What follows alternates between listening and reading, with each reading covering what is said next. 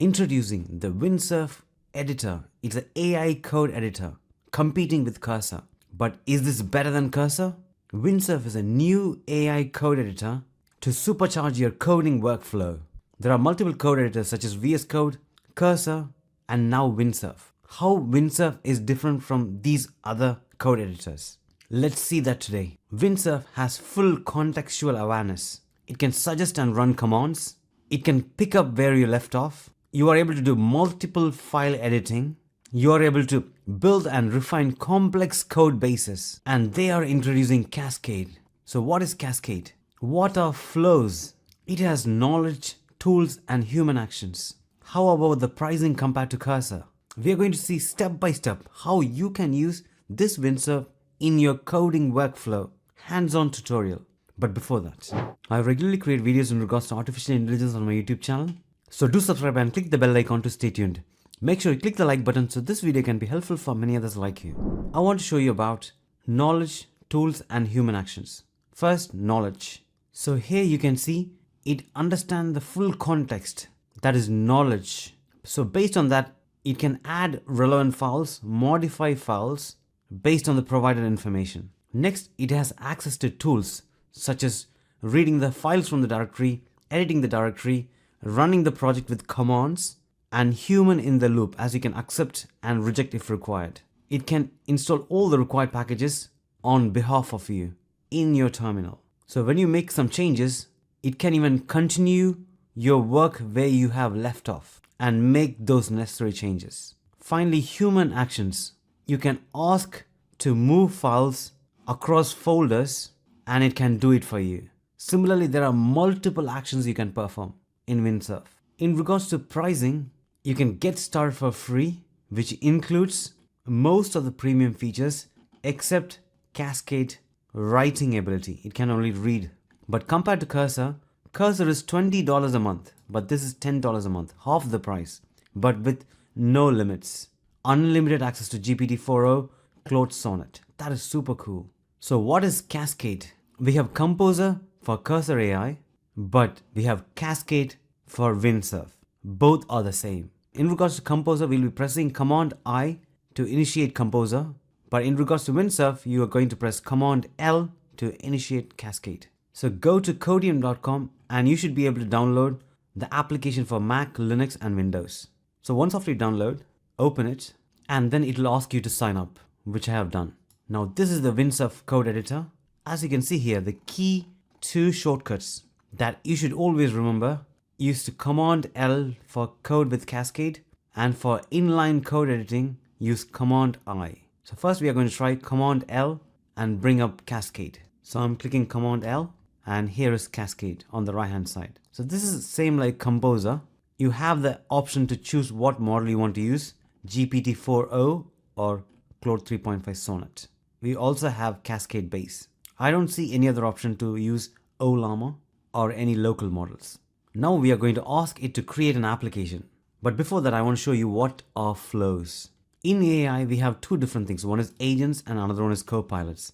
Copilots are just like a chatbot which gives a recommendation in coding, and it can even write the code and recommends it for you.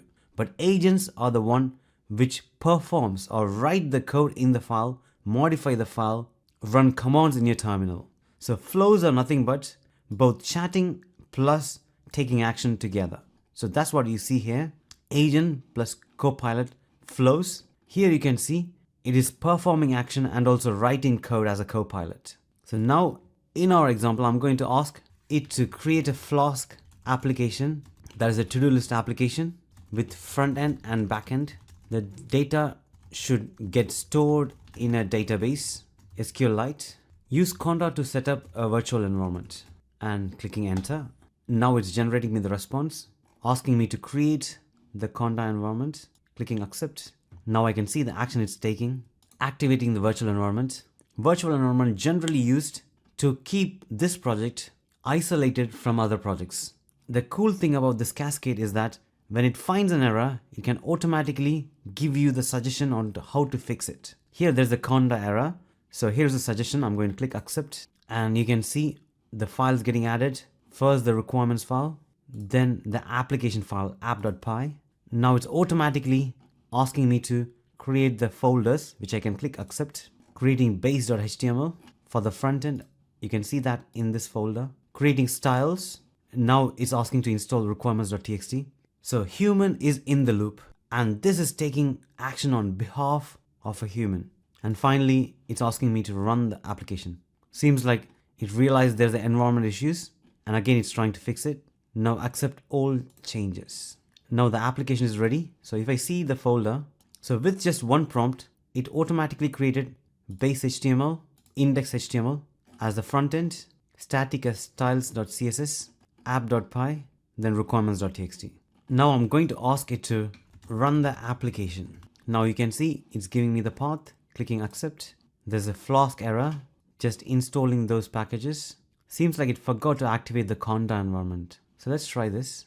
It realized there's another application running in port number 5000. So just letting it know that there's an error here.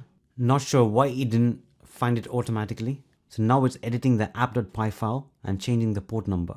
Even 5001 is used by another application. Now it's going to modify that again. So that is another advantage. It's reading the terminal commands. For the previous one, it didn't read for some reason. But for this, it realized it's running in 5001 and then modifying the code accordingly. Clicking accept. Now you can see the application is running in this URL. So copying the URL, and here is the to-do list. Going to add Mervyn Praisen priorities, clicking add, and you can see it's added here. AA agency setup, clicking add, and you can see everything's here.